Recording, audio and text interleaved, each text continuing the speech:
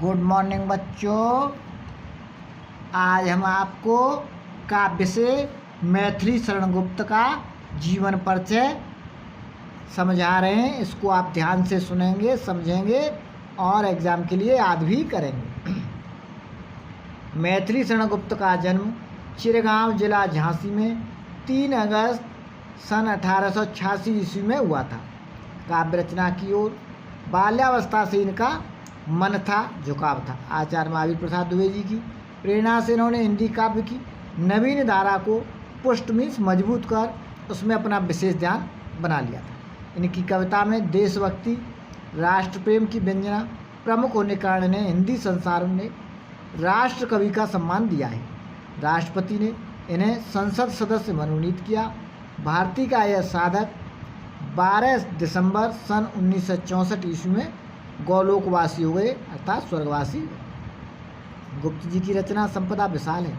इनकी विशेष ख्याति रामचरित पर आधारित महाकाव्य साकेत के कारण है। जयद्रथ वध, भारत भारती, अनग, पंचवटी, यशोधरा, द्वापर, सिद्धराज आदि गुप्त जी की अन्य प्रसिद्ध काव्य कृतियाँ हैं।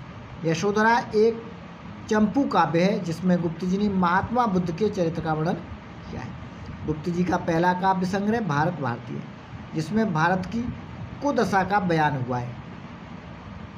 तो इनका आप देखेंगे जन्म 3 दिसंबर 1886 ईस्वी को हुआ, मृत्यु 12 दिसंबर 1964 ईस्वी में हुई।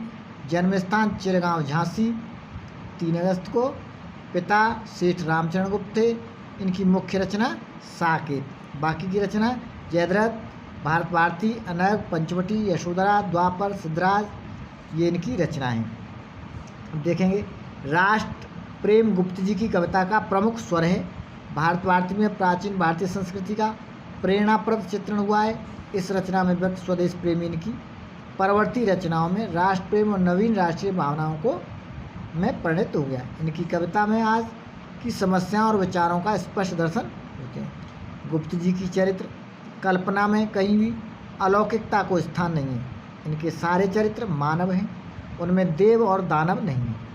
इनके राम, कृष्ण, गौतम आदि सभी प्राचीन और चिरकाल से हमारी श्रद्धा प्राप्त किए हुए पात्र हैं, इसलिए वे जीवन प्रेरणा और स्फूर्ति प्रदान करते हैं। साकेत के राम ईश्वर होते हुए भी तुलसी की भांति आराध्य नहीं, हमारे ही बीच के एक व्यक्ति हैं।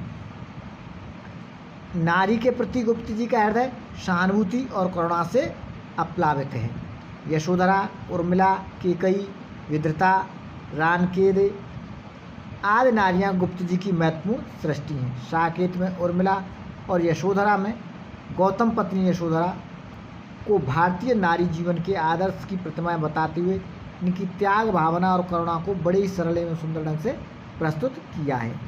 तो बच्चों, इस तरह से गुप्त जी की भाव व्यंजना में सर्वत्र ही जीवन की गंभीर अनुभूति के दर्शन होती हैं।